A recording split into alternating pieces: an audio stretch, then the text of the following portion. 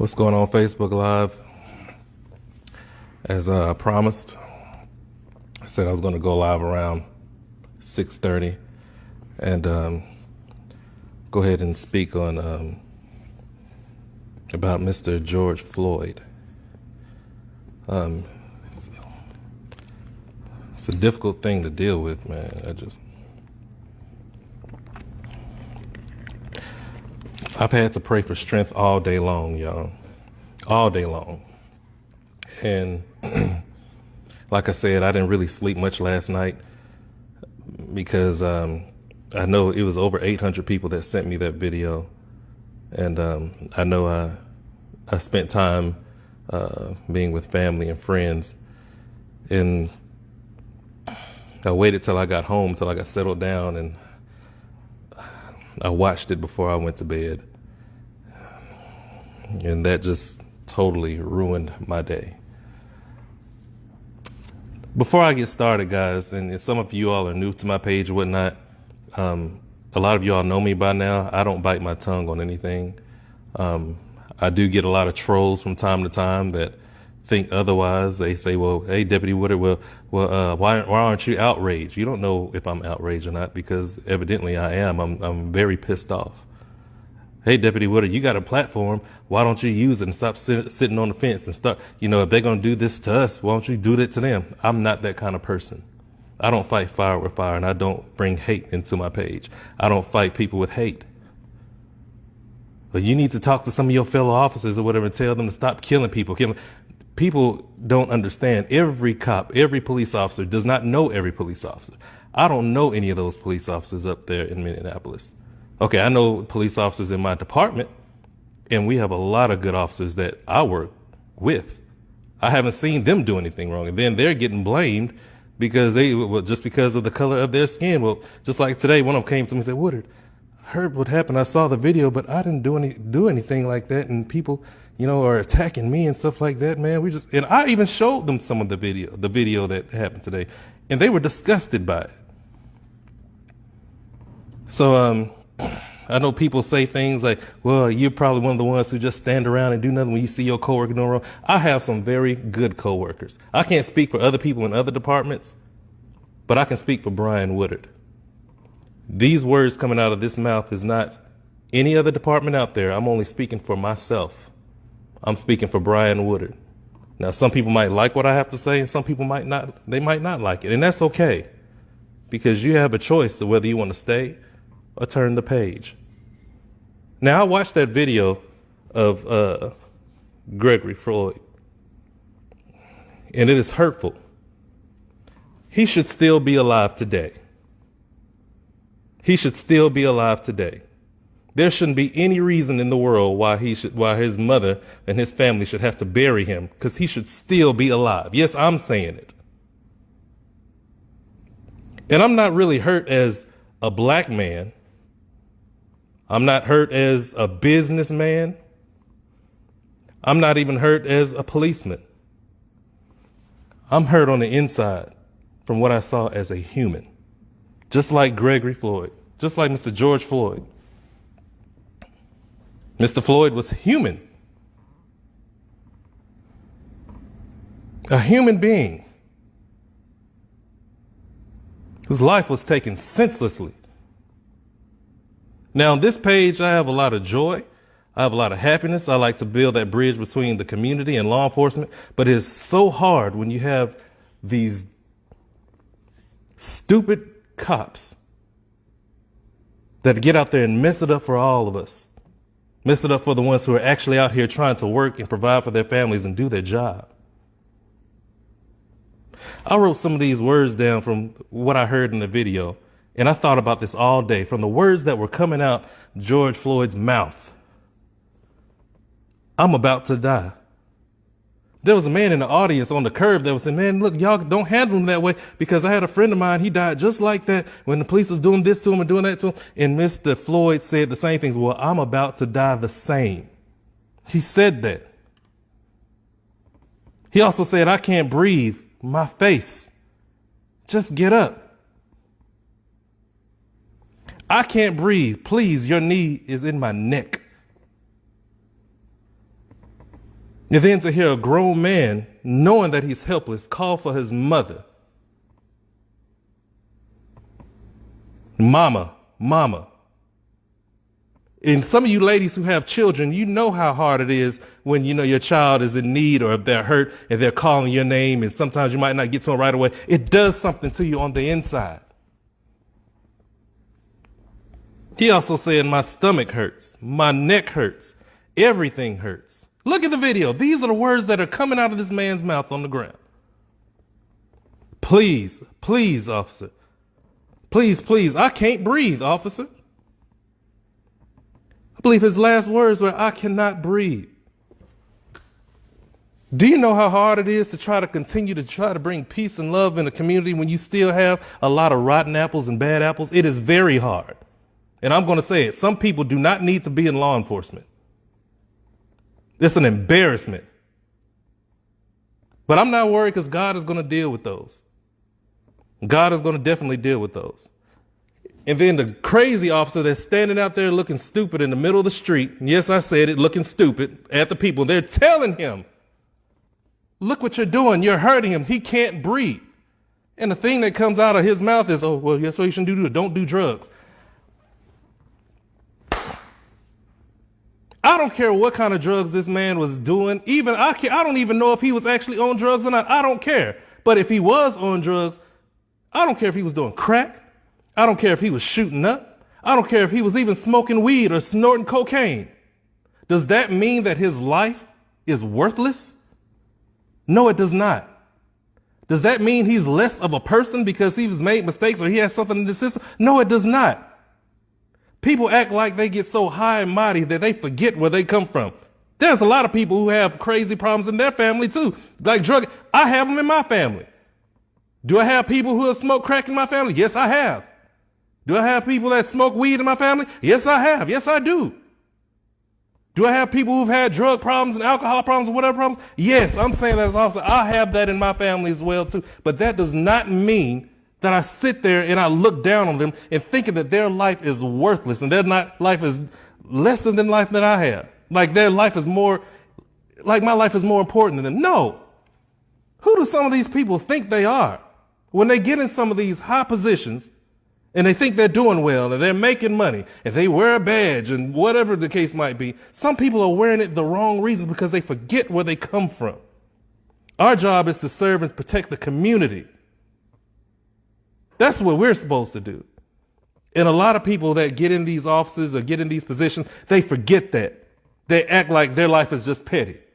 I don't care what this man was on. They can say whatever. I don't care if they said he was on sandpaper. He was still loved by somebody. He was still loved by somebody, y'all. From what I saw and what I showed some of my officers that I'm friends with and that I work with, when they saw the video today, even of the opposite race, even the white, they said, that's just plain murder. Why would they do that? Yes, it is. Plain murder. Plain murder. What I saw in that video, guys, was disturbing. A lot of people don't know this, but coming up as a young teenager, I used to work in a funeral home. And thank you and kudos to John Beckwith, who owns the Golden Gate Funeral Home in Dallas, Texas. He took me up under his wing. And back when I used to work the morgue at a young age, I've seen people come in there all kinds of ways, cut up, shot up, dead, cancered out, whatever the case might be. That man's eyes got really big in that camera while he was laying on the ground, just like this, and then they relaxed. He died at the scene. He died at the scene. He took his last breath on Facebook Live. Could you imagine how his family feels if his family saw that? They saw it. And there's nothing they could do about it right then and there. Minutes went by. This officer still has his knee inside this man's neck. Do you know how hard concrete is in the street? You're putting your body weight on it? More time went by. He still has his still has his knee in this man's neck. The paramedics even get there. The paramedics get there. He still has his knee in this man's neck. You even see a paramedic come and check his pulse.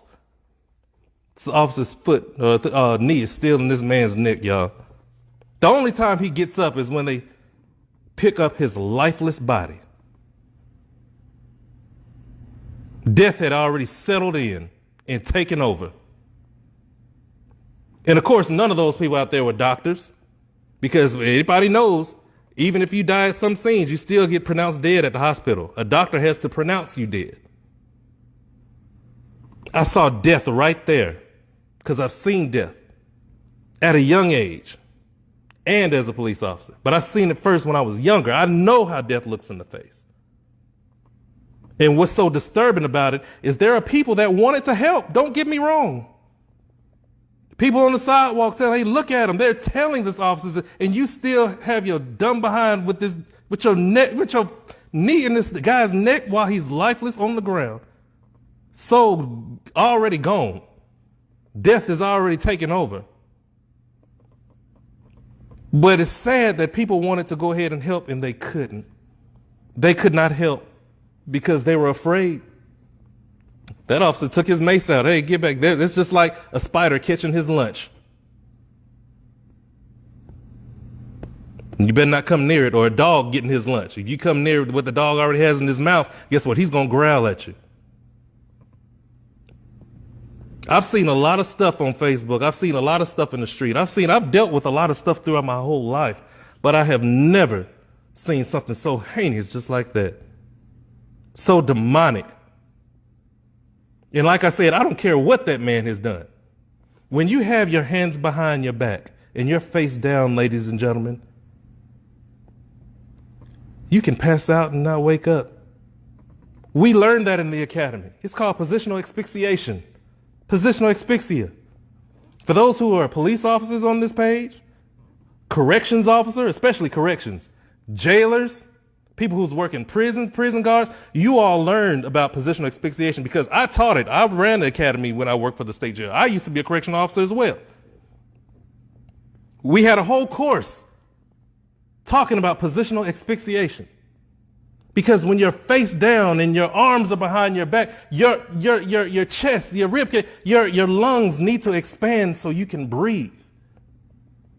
But by you being combined and bound and face down with your hands behind your back, it's hard to get oxygen. It's hard for your lungs to expand.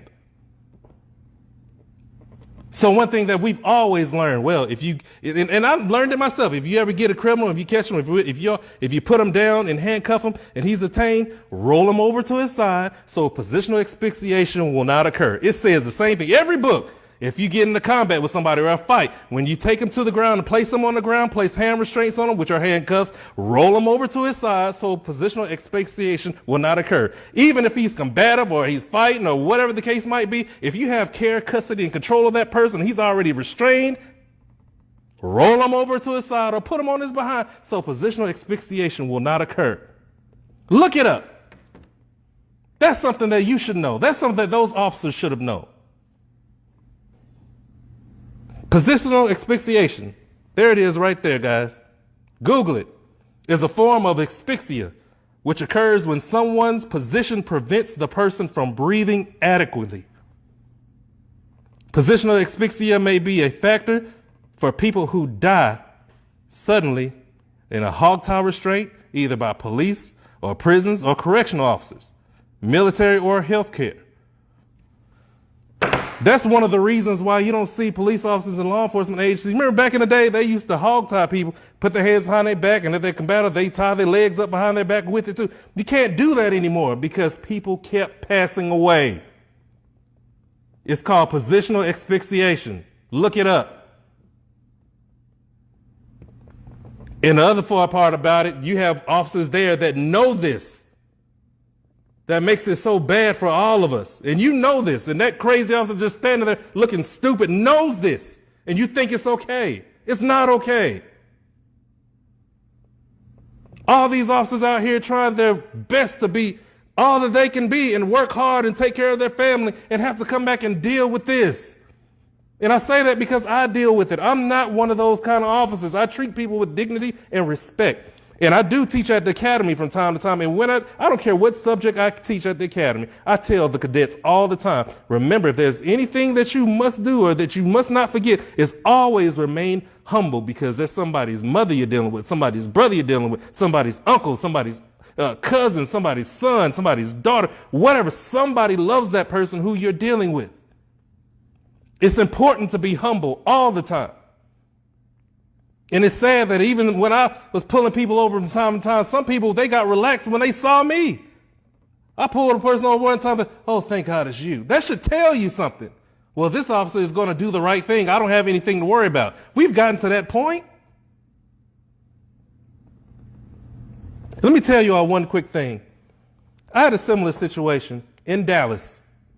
Okay, this guy was, I don't know what he shot up. They said it was methamphetamine or speed, whatever it was. Anyway, we got in a fight in the middle of the street in full uniform. I'm fighting this guy. I'm by myself. I didn't have a partner with me at the time. I maced this guy. I even batoned him. Yes, I did. But he would not go down. I'm not Superman. This does not make you Superman. What did the people do? The public, they started taking their phones out and started to record me. Nobody would help. Everybody sees that, hey, I'm trying not to do any kind of harm to this man. And I laid on him, on his back, until the sheriff's department got there, until the police department got there, because I could not fight anymore. Had I had shot that young man, it would have been another thing about, oh, it's an unarmed shooting, or he didn't have to do that. He didn't have to do this. There's certain things, officers, that you can do to prevent a lot of these things. Sometimes we're placed in bad decisions and bad situations, and I understand that. But for me, I remember it like it was yesterday. I took a risk that day, and I ended up going to the grand jury. And one of the questions that they asked me, some officers know what I'm talking about. The grand jury, where you have these tables and rows of people sitting before you, is 2 levels, 1 level and 2 level, and they're throwing questions at you back and forth, back and forth. And one of the questions was, well, Deputy Woodard, if your life was in danger, which it was, because we saw this video and we saw this and we read the statements from people and whatever, how could you not, why did you not use deadly force? And my simple answer was, because I laid on top of him and I held on, because I knew help was coming until help arrived. Sometimes you have to make the right decisions. Now, could that be justified? Could I have done something? It could have went either way. But I love people too much. Some people that have problems with drugs and things like that, I still love them. They're still our people. Regardless of what race they are, they're still loved by somebody. And that's when I talk about power. Because a lot of people have certain powers and they abuse it. God gave us all power. He gave us our own individual power. Everybody on this page, how many people watching? About 8,000 people, 8.2 thousand people watching. God gave everybody a type of power on this page by hand, single. He gave you power, you power, you power. And it's about how you use it. Even back in the Bible days, he gave certain ones power. God gave Samson power. He gave him the power of strength. He gave David power, the power of being fearless with a slingshot to take on a giant. He gave Noah the power of obedience and do what I say, because he built that ark and he listened. God gave Moses power in a staff to divide the Red Sea. That's unimaginable. God even gave his son power to come down here and die on the cross for you. He even gave him power to raise the dead, to raise Lazarus, to make the blind man see, to turn water into wine, to die for you, so because he loved you that much. A lot of people don't know what to do with the power that they have. Even nowadays in time, you got Martin Luther King. When he marched, God gave him the power of speech to bring people together in a good voice. Pure love. Nonviolence. He gave him that power, because some people can't hold on. They just want to be violent, violent, violent. And I understand how some people feel. You go down the list. Gave the president power of state, power over America, power to make this decision, power of that decision. Governors, mayors, elected officials. He gave them power to make certain decisions for powerful people. Let me get out on the pastors, y'all. Pastors and preachers. He gave them power to be powerful leaders to the flocks that are lost. Teachers, I can go on and on. Scientists, the powers of knowledge. People who work in restaurants, cooks, chefs, gave them the power to put a lot of things together that we wouldn't think of just to make it taste good. You can go on down the line. Firefighters, dentists, people working in stores. Everybody has a certain type of power that God gave them. And then we come down to what the situation is now with police officers. God gave us power too. Blessed are the peacemakers.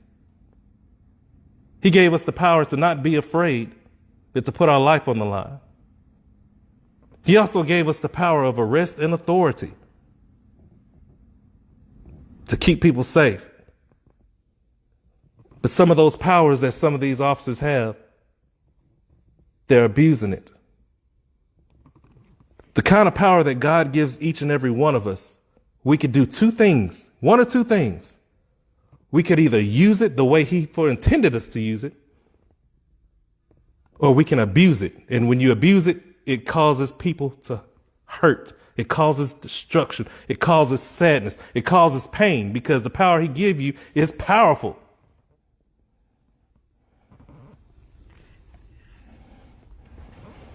And I think of 2 Timothy 1:7.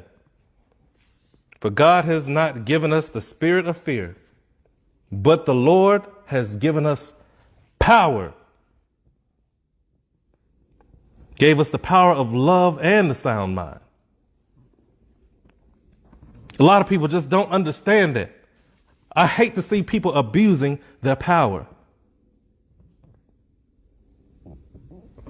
I saw the riots, you all, and I hope this message really reaches to a lot of people in Minneapolis. I saw the riots online because of the death of him, because of the death of Mr. Floyd.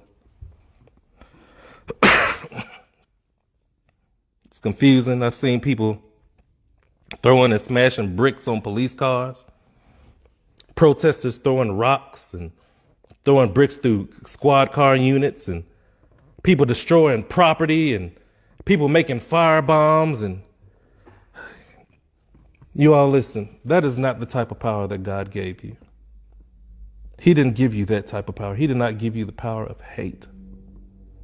I know you're struggling. I know you're mad, because I'm mad. I know you're upset. And to add on to that, people have been around sitting at home due to COVID-19. Sitting in the house all day long, wanting to go outside. You've already been frustrated. You already got a lot of agitation in you. I understand that. But I'm asking that young man that's part of that riot and that's planning on rioting again, because I know a lot of these young people, they have that kind of mindset. Hey, young man, please, man, put that bottle down. There's no need to destroy anything of what people worked hard for.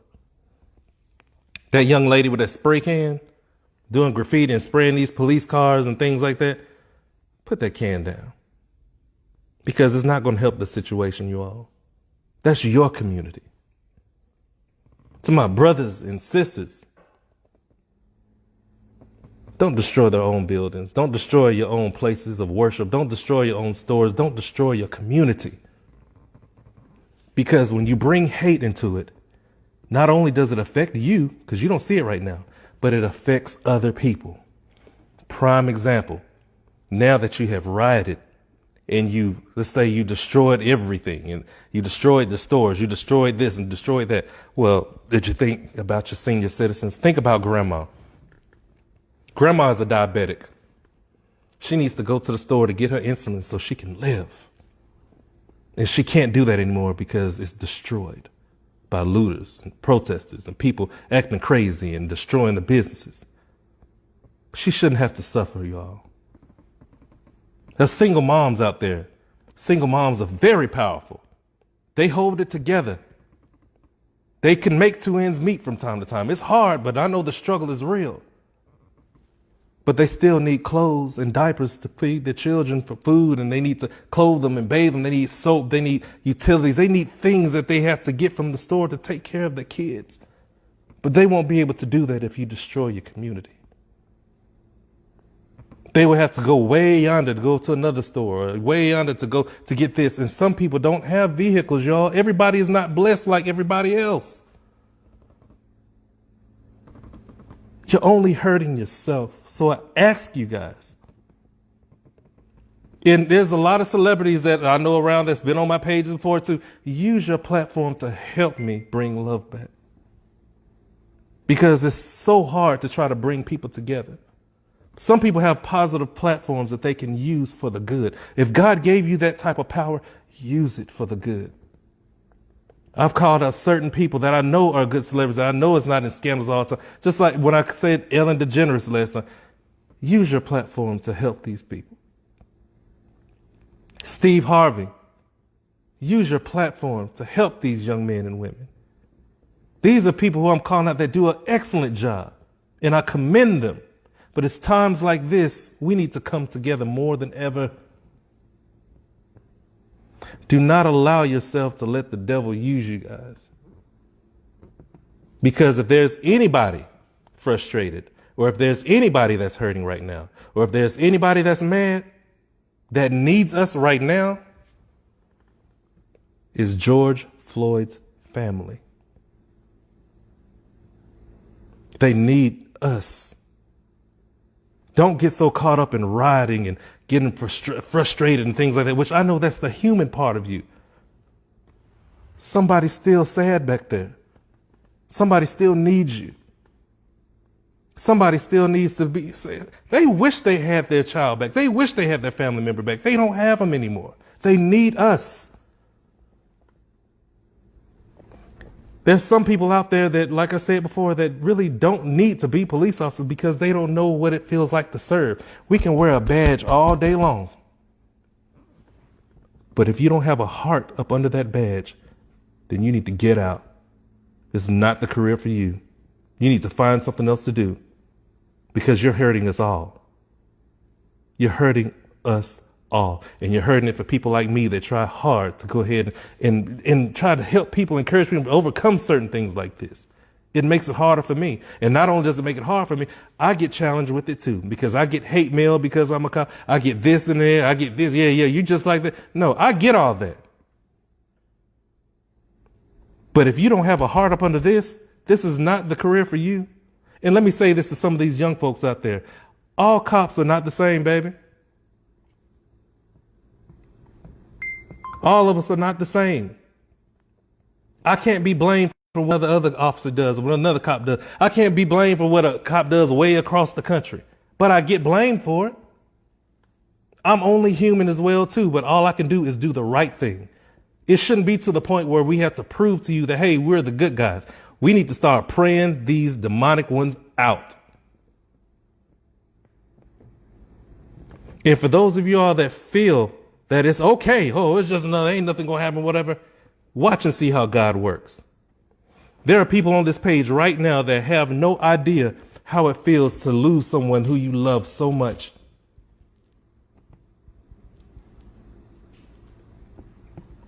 Could you imagine your son, for those of you that have children, laying on the ground? Put yourself in his place. What if that was your son and you're watching him and you can't do anything about it? What if it's your daughter and you're watching them and they're pleading, they're calling for your help, if there's nothing you can do and you want to go over there and save them, but you can't because you're afraid of retaliation. You think that, hey, you're going to be done the same way. For those of you all that would like to get a feeling of it, I want you to close your eyes right now for 30 seconds. And I want you to imagine somebody in your family or in your life that you cannot live without. And you put that person on the ground with somebody's knee in their neck and they're crying out to you that they can't breathe. And you sit there and you watch them pass away. Think of it as your family member. 30 seconds of silence. Just 30 seconds. Think about your family. Starting now.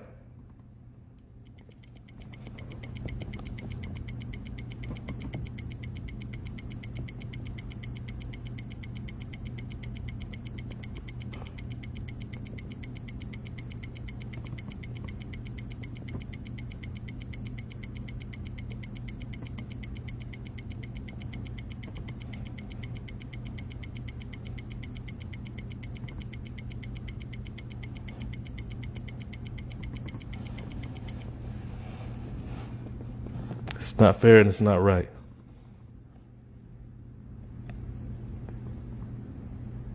You all continue to pray for his family and continue to use the power that God gave you for the good. But this too shall pass, you all. Troubles don't last always. Yes, people still hate me because of what I do for a living, but I'm not them. People dislike me because they feel that they should have chose a career path for me and they thought that I should be something else, but I'm not them. But even in this, I'm still going to be able to serve my community, and I will serve my community with respect and honor and integrity. There's a lot of great cops out here that don't get recognized for the great work that they do. All you see online is the destructions and killings. That's what they're feeding our minds with. Yes, it's bad, but sometimes can people get a break? There are a lot of great people out here that are not getting recognized for all the good work that they do. But they don't want to show you that. Their ratings go up when it's destruction and hate and harm. I just wish the media could. I just wish the media could shine a positive light on positive people that are doing positive and powerful things. I love you guys. Even the trolls, I love you guys as well too, because even if you're saying, hey, well, I can't stand you, or you a cop and blah, blah, blah, blah, I hate you, or that, you know what? You can hate me all you want because I still love you. And if it came down to it, I'll still die for you. I'll still put my life on the line for you. Why? Because that's what I'm sworn to do. I don't pick and choose. It doesn't matter what color you are. It doesn't matter how big you are. It doesn't matter what race you are. It doesn't matter what your religion or your creed or what you like to do or your personality or your lifestyle. I love people and I will serve you.